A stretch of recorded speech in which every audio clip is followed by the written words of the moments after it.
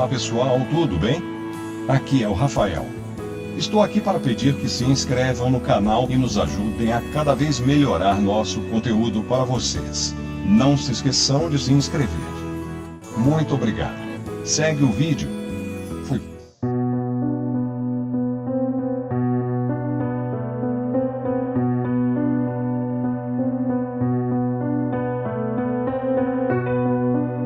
O caso das máscaras de chumbo. No dia 20 de agosto de 1966, um sábado, 2 homens foram encontrados mortos no alto do Morro do Vintém, no bairro Santa Rosa, em Niterói, estado do Rio de Janeiro. Nenhum sinal de violência ou luta corporal. Os corpos estavam próximos, um ao lado do outro, deitados de costas no chão, em cima de uma espécie de cama feita com folhas de pintoba, uma espécie de palmeira, as quais foram cortadas com alguma faca ou algo similar. Os corpos estavam bem vestidos com ternos limpos e com capas de chuva. Os corpos já estavam em adiantado estado de putrefação. Do lado dos corpos um estranho marco de cimento, uma garrafa de água mineral magnesiana, uma folha de papel laminado que foi usada como copo, um embrulho de papel com 2 toalhas, um par de óculos preto com uma aliança em uma das hastes, um lenço com as iniciais MS. 2 toscas máscaras de chumbo, um papel com equações básicas de eletrônica e um estranho papel com a seguinte escrita: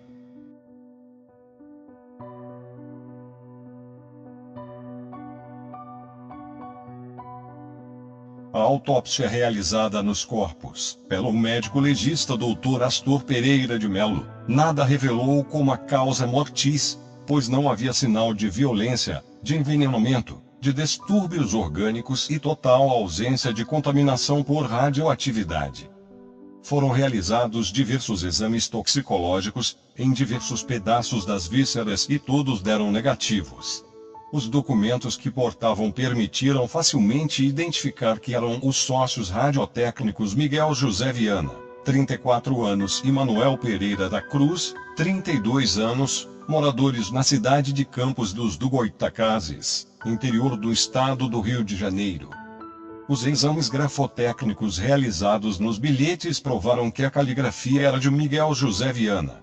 Para complicar ainda mais, na noite em que os radiotécnicos morreram, em 17 de agosto de 1966, uma quarta-feira, várias testemunhas telefonaram para a polícia para informar que viram um disco voador no alto do Morro do Vintém, ou seja, um estranho objeto, de forma arredondada e com halo de luz intensa, sobrevoando o local onde foram encontrados os corpos. Até hoje a polícia não soube explicar o que realmente aconteceu. Um simples latrocínio. Uma experiência parapsicológica mal sucedida. Uma experiência psicotrônica com fim trágico. Um encontro fatal com tripulantes de um disco voador. Para tentar entender o que pode ter acontecido, vamos detalhar, passo a passo, o que eles fizeram desde que saíram de Campos e até que foram encontrados mortos em Niterói. Em 16 de agosto de 1966, à noite, terça-feira, Manuel Pereira da Cruz informou para sua esposa Nelly que iria para São Paulo, juntamente com Miguel José Viana, seu sócio, casado, para comprar um carro usado e alguns componentes de eletrônica para o estoque da oficina. Ele embrulhou 2.300.000 cruzeiros, $1.000 aproximadamente, para levar na viagem. Em 17 de agosto de 1966, quarta-feira, às 9 horas, os radiotécnicos tomam um ônibus da rodoviária de Campos, com destino a Niterói e não São Paulo como haviam informado a família. Em 17 de agosto de 1966, quarta-feira, às 14h30, eles chegam na rodoviária de Niterói. Entre as 14h30 até o instante em que eles morreram, a polícia descobriu que eles passaram em uma loja de componentes eletrônicos, onde eles eram fregueses, a Fluoscope, situada na Travessa Alberto Vitor, 13, no centro de Niterói. Passaram em uma loja e compraram capas de chuva. Passaram em um bar, situado à Ave. Marquês do Paraná, e comprar uma garrafa de água mineral magnesiana, não esquecendo de pegar o comprovante do vasilhame, para poder devolver na volta. A pessoa que os atendeu, neste último estabelecimento, disse que Miguel parecia estar nervoso e a toda hora consultava as horas no relógio. Aquele dia estava chuvoso e escurecendo rapidamente. O vigia Raulino de Matos, morador no local, viu quando Manuel e Miguel chegaram ao pé do morro em um jipe, juntamente com outras duas pessoas, até hoje não identificadas. Manuel e Miguel desceram do jipe e subiram o morro a pé. Na manhã de 18 de agosto de 1966, quinta-feira, um garoto de 18 anos, Paulo Cordeiro Azevedo dos Santos, que estava caçando passarinhos, viu os corpos e avisou o guarda Antônio Guerra, que servia na radiopatrulha. Posteriormente, esse guarda foi ouvido pelo delegado Venâncio Bittencourt, que comandou as investigações, para saber por que demorou 2 dias para ir ao local onde foram achados os cadáveres. Admitia-se que o guarda ou outra pessoa teria revistado os cadáveres, para se apropriar do dinheiro, mas nada ficou comprovado. Em 20 de agosto de 1966, sábado, 2 dias depois, por volta das 18 horas, um garoto também de 18 anos, Jorge da Costa Alves, estava procurando sua pipa junto com outros meninos, quando sentiram um forte mau cheiro e localizaram os corpos. Jorge avisou a 2ª Delegacia de Polícia 2ª DP, de Niterói. Em 21 de agosto de 1966, domingo, pela manhã, a polícia, os bombeiros, jornalistas e curiosos subiram o morro para resgatar os corpos. No bolso de um foi encontrado a quantia de 157 mil cruzeiros, 68 dólares, e no bolso do outro 4 mil menos de 2 dólares, além dos relógios. Assim, a polícia iniciou as investigações. Um dos bilhetes e o sumiço do dinheiro reforçaram a hipótese de um terceiro personagem. Também a ausência de uma faca ou objeto cortante, utilizada para cortar as folhas de pintoba, reforçou essa hipótese, mas as máscaras de chumbo não combinavam com a situação e nem o estranho bilhete. A hipótese de uma terceira pessoa indicava que ela teria dirigido a pesquisa, mas não teria participado. Mais tarde, a polícia prendeu o amigo Elcio Correia Gomes, espírita, que introduziu os 2 radiotécnicos em estranhas e grandiosas experiências. Tempos antes, os 3 causaram uma enorme explosão, na praia de Atafona, no interior do Rio de Janeiro. A explosão foi tão grande e causou um clarão enorme, que a população pensou que estava ocorrendo um terremoto. Esse acidente foi objeto de investigação por parte da Marinha Brasileira. Como a polícia não encontrou provas contra o Elcio, ele acabou sendo libertado. Após os jornais terem anunciado essas 2 estranhas mortes, a senhora Gracinda Barbosa Coutinho de Souza informou que, na noite de 17 de agosto de 1966, entre 19 e 20 horas, juntamente com 3 filhos, 2 meninas e um menino, estavam passando, de carro, pela Alameda São Boaventura, no bairro Fonseca, quando a filha Denise, de 07 anos, chamou a atenção da mãe de algo no alto do morro. Viram um objeto multicolorido, ovoide, de cor alaranjado, com um anel de fogo de onde saíam raios azuis em várias direções. Após a imprensa divulgar esse depoimento, várias outras pessoas se encorajaram e ligaram para a polícia informando que também tinham visto tal objeto luminoso no mesmo local, dia e hora.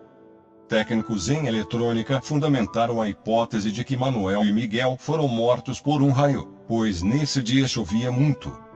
Argumentaram que eles estavam em um local alto, com uma máscara de chumbo no rosto. Os corpos teriam sofrido ligeiras queimaduras, as quais só não foram constatadas na autópsia porque as marcas se desfizeram com a decomposição dos cadáveres. Essa hipótese não foi confirmada pelo médico legista.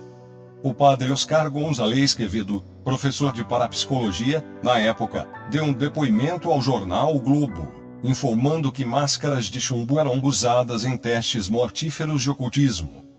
Disse que o ocultismo admitia que dos novos mundos emanavam irradiações luminosas, por exemplo, capazes de afetar aquilo a que chamavam de terceiro olho e fulminar o experimentador. Daí a necessidade da proteção com as máscaras de chumbo. Nesse tipo de experiência, o experimentador deve ingerir uma quantidade de droga que lhe permite entrar em transe e deve estar em jejum para provocar o desequilíbrio físico e mental. Essas experiências são conhecidas como psigama e hiperestesia. No primeiro caso, o experimentador procura liberar a alma para conseguir captações espirituais, e na segunda, os nervos hiperexcitados são o instrumento pelo qual o homem procura sentir aspectos sutis da realidade que o cerca. A situação ficou mais complicada quando a polícia descobriu uma morte bem semelhante, 4 anos antes. José de Souza Arias informou que em 1962, um técnico de televisão foi encontrado morto, no Morro do Cruzeiro, em Neves, sem nenhum tipo de violência, com todos os seus pertences e também com uma máscara de chumbo. Ele se chamava Hermes de Tal e foi no alto do morro para tentar captar sinais de televisão sem o auxílio de nenhum aparelho eletrônico. Disse que ele engoliu um comprimido redondo e morreu porque não estava fisicamente preparado para a empreitada, que oferecia a possibilidade de vida ou morte.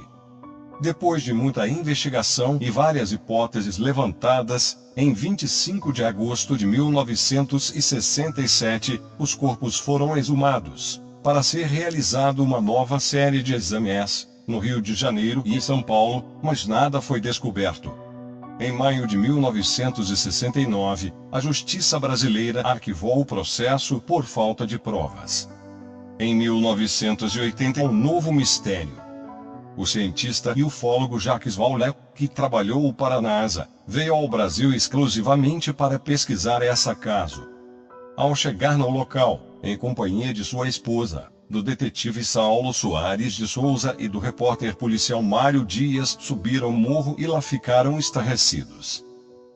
No local onde foram encontrados os corpos, não havia vegetação e estavam demarcados, como se alguém tivesse contornado os corpos, e o solo estava como se tivesse sido calcinado. Assim, o mistério das máscaras de chumbo até hoje continua sendo uma grande incógnita.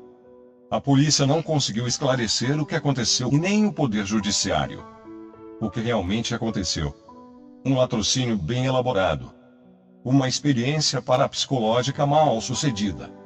Uma experiência psicotrônica com fim trágico.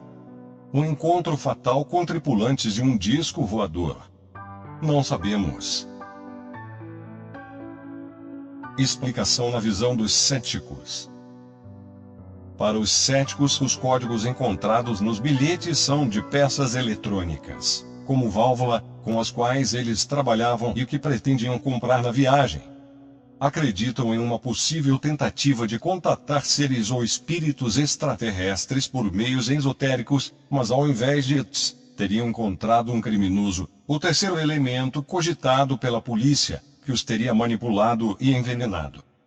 Devido ao apodrecimento das vísceras antes de serem examinadas, o exame toxicológico não teria sido feito, fato revelado em um programa especial Linha Direta à Justiça, de julho de 2004.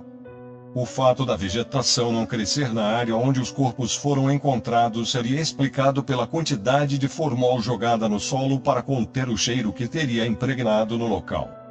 Não se sabe ao certo o que realmente aconteceu no caso das máscaras de chumbo. É possível também que nunca saibamos de fato, sendo mais um dos casos sem explicação da história. Na visão da equipe do Assombroso, eles estavam tentando atingir a hiperestesia. Isso é um ritual ocultista e nada tem a ver com disco voadores ou alienígenas. Na nossa opinião, haviam mais pessoas ali e quando viram que o experimento deu errado, pegaram o dinheiro e sumiram. Essa é a nossa opinião. Deixem as de vocês nos comentários. Fui. Então vamos ficando por aqui. Deem o like. Aperte o sininho e se inscreva. Vídeos novos 2 vezes por semana. Muito obrigado pela audiência e fui.